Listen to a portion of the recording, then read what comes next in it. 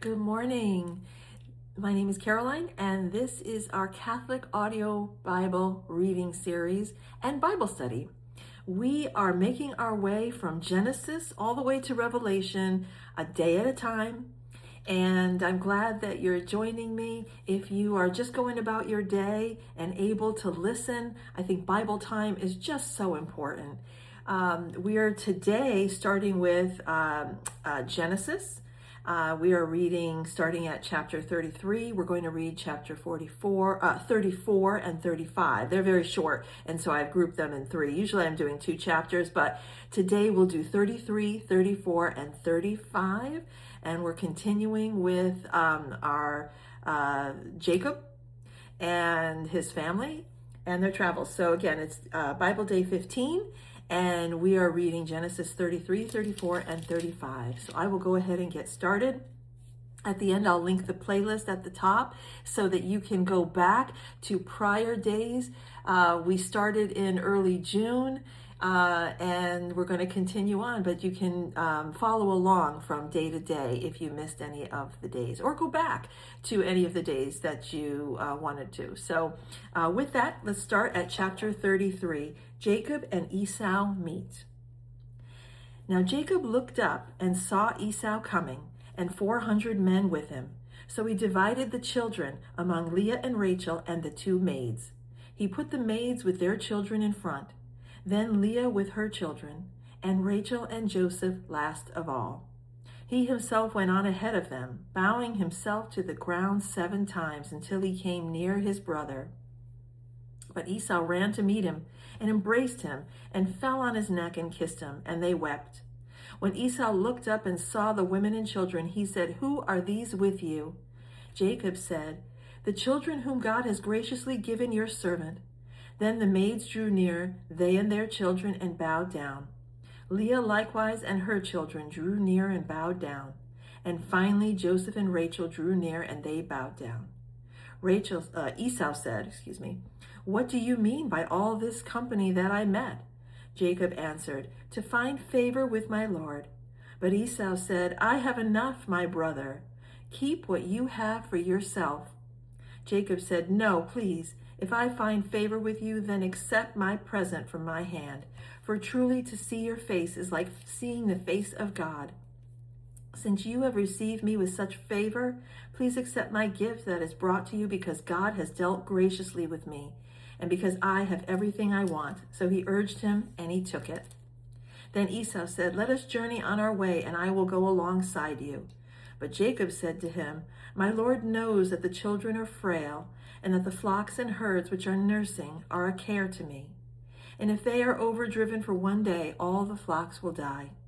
Let my Lord pass on ahead of his servant, and I will lead on slowly according to the pace of the cattle that are before me, and according to the pace of the children, until I come to my Lord in Seir."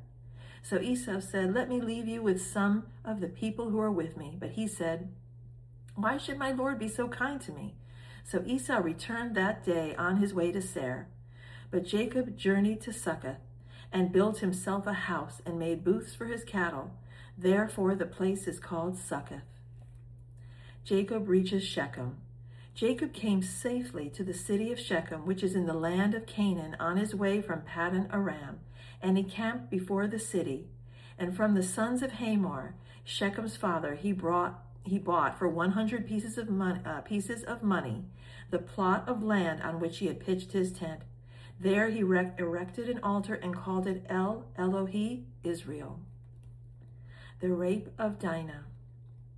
Now Dinah, the daughter of Leah, whom she had borne to Jacob, went out to visit the women of the region. When Shechem, son of Hamor the Hivite, prince of the region, saw her, he seized her and lay with her by force. And his soul was drawn to Dinah, daughter of Jacob. He loved the girl and spoke tenderly to her. So Shechem spoke to his father Hamor, saying, "Get me this girl to be my wife." Now Jacob heard that Shechem had defiled his daughter Dinah, but his sons were with his cattle in the field. So Jacob held his peace until they came. And Hamor, the father of Shechem, went out to Jacob to speak with him. just as the sons of Jacob came in from the field. When they heard of it, the men were indignant and very angry, because he had committed an outrage in Israel by lying with Jacob's daughter, for such a thing ought not to be done. But Hamor spoke with him, saying, the heart of my son Shechem longs for your daughter. Please give her to him in marriage. Make marriages with us. Give your daughters to us, and take our daughters for yourselves. You shall live with us, and the land shall be open to you. Live and trade in it, and get property in it. Shechem also said to her father and to her brothers, let me find favor with you, and whatever you say to me, I will give. Put the marriage present and gift as high as you like, and I will give you whatever you ask me. Only give me the girl to be my wife. And the sons of Jacob answered Shechem and his father Hamor deceitfully, because he had defiled their sister Dinah. They said to them, we cannot do this thing, to give our sister to one who is uncircumcised, for that would be a disgrace to us. Only on this condition will we consent to you, that you will become as we are, and every male among you be circumcised. Then we will give our daughters to you, and will take your daughters for ourselves, and we will live among you and be one people. But if you will not listen to us and be circumcised, then we will take our daughter and be gone. Their words pleased Hamor and Hamor's son Shechem, and the young man did not delay to do the thing, because he was delighted with Jacob's daughter. Now he was the most honored of all his family. So Hamor and his son Shechem came to the gate of their city and spoke to the men of their city, saying, these people are friendly with us. Let them live in the land and trade in it, for the land is large enough for them. Let us take their daughters in marriage, and let us give them our daughters. Only on this condition will they agree to live among us, to become one people, that every male among us be circumcised as they are circumcised. Will not their livestock, their property, and all their animals be ours? Only let us agree with them, and they will live among us. And all who went out of the city gate heeded Hamor and his son Shechem, and every male was circumcised, all who went out of the gate of his city. Dinah's brothers avenged their sister. On the third day, when they were still in pain, two of the sons of Jacob, Simeon and Levi, Dinah's brothers, took their swords and came against the city unawares, and killed all the males. They killed Hamor and his son Shechem with the sword, and took Dinah out of Shechem's house and went away. And the other sons of Jacob came upon the slain and plundered the city, because their sister had been defiled. They took their flocks and their herds, their donkeys, and whatever was in the city and in the field, all their wealth, all their little ones and their wives, all that was in their houses, they captured and made their prey. Then Jacob said to Simeon and Levi, you have brought trouble on me by making me odious to the inhabitants of the land, the Canaanites and the Perizzites. My numbers are few, and if they gather themselves against me and attack me, I shall be destroyed, both I and my household. But they said, should our sister be treated like a whore? Chapter 35, Jacob returns to Bethel. God said to Jacob, arise, go up to Bethel and settle there. Make an altar there to the God who appeared to you when you fled from your brother Esau. So Jacob said to his household and to all who were with him, put away the foreign gods that are among you, and purify yourselves, and change your clothes. Then come, let us go up to Bethel, and I will make an altar there to the God who answered me in the day of my distress and has been with me wherever I have gone. So they gave to Jacob all the foreign gods that they had, and the rings that were in their ears. And Jacob hid them under the oak that was near Shechem. As they journeyed, a terror from God fell upon the cities all around them, so that no one pursued them.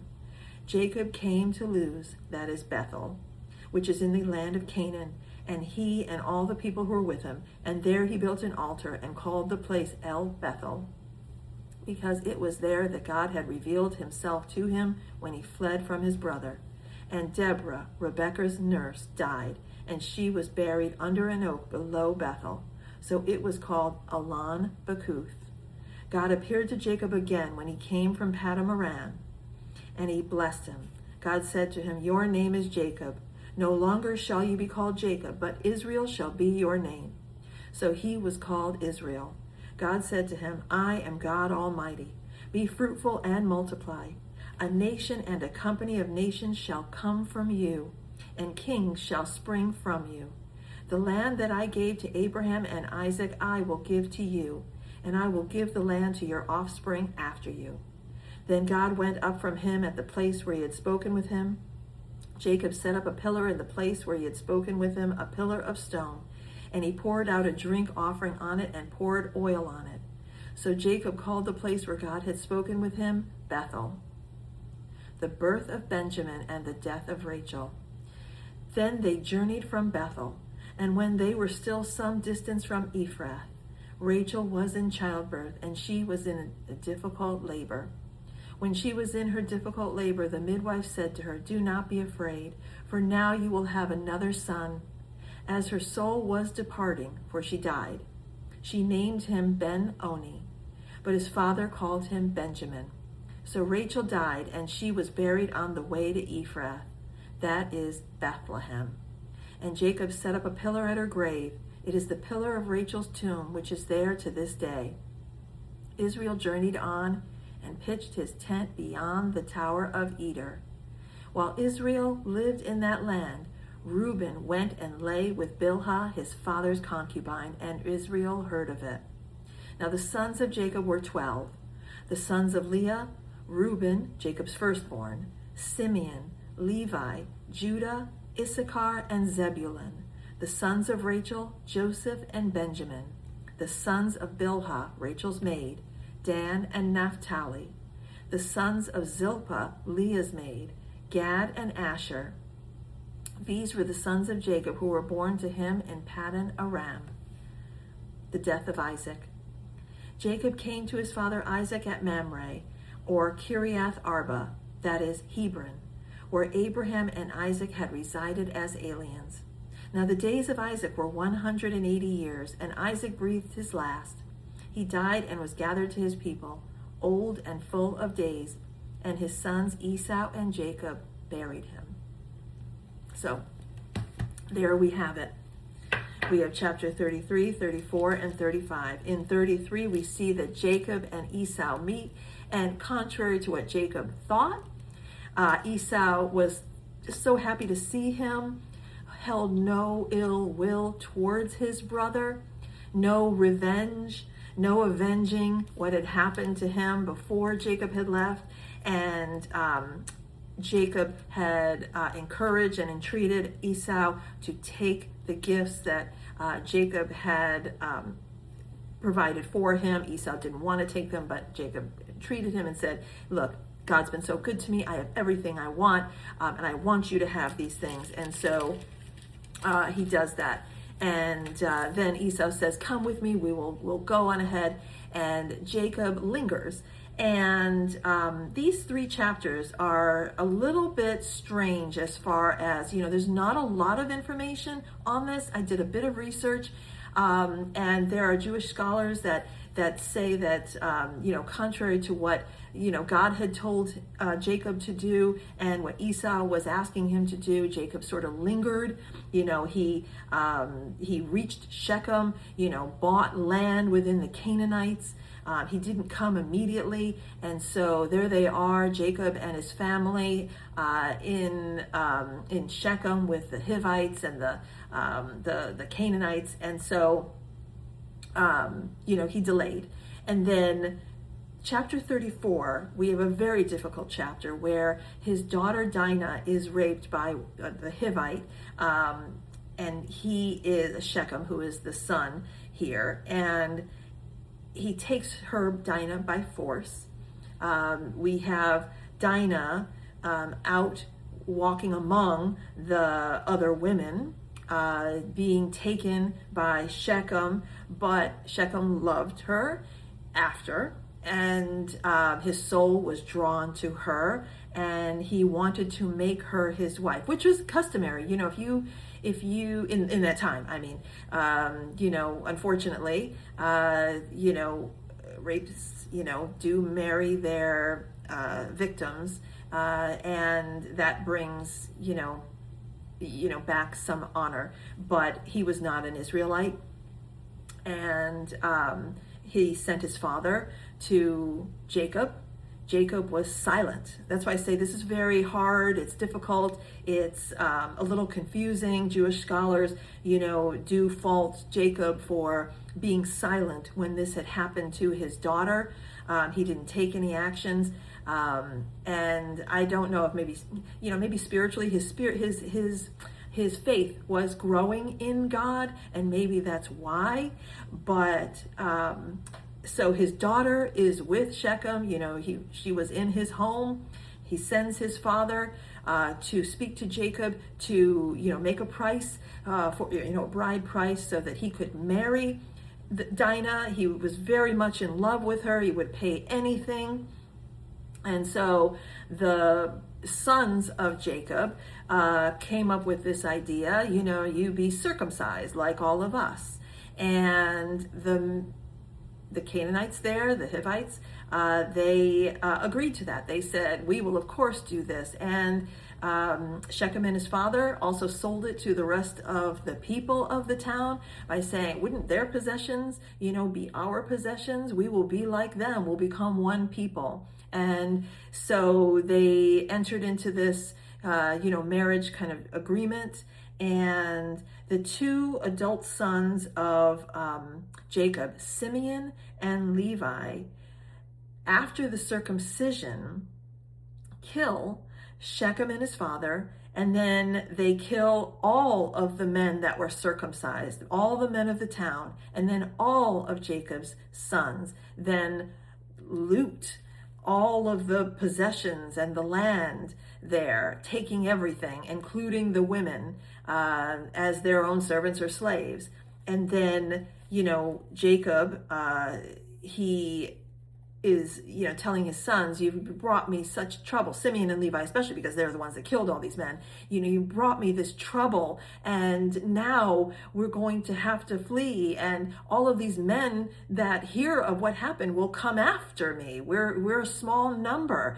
And God comes to Jacob and says, arise, go back home, and flee, and I'll be your protector. I will make sure that no one harms you. And he, as Jacob was journeying, God put a fear into all of the Canaanites and the Hivites and all of the people so that no one would do harm to Jacob. And then God appears to Jacob again and says, I am the God of Abraham, I am the God of Isaac, and I will be your God. You are Jacob, but you will now be Israel. So he's confirming what the angel at Peniel, or God himself, had done and said at Peniel. And so God says to Jacob, you are now Israel. I will make your descendants as numerous as the stars and the sands of the land, and be fruitful and multiply. We end off in chapter 35, where Rachel is in childbirth for the last time and bringing